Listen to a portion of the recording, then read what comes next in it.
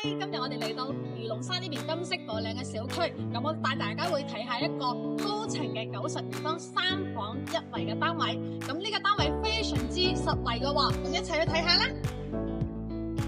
一入門右手邊係個 H 型嘅乾濕分離廚房，咁平時煮食嗰陣時咧都係得心應手嘅。咁出邊咧就係個生活陽台，可以放洗衣機、晾衫噶。另外一入門嘅話，可以睇到我哋嘅廳嘅話係搭配咗3級嘅風盤機。咁餐廳咧所見即所得，客廳都係噶，全新嘅潮流搭配。我哋再睇下個陽台，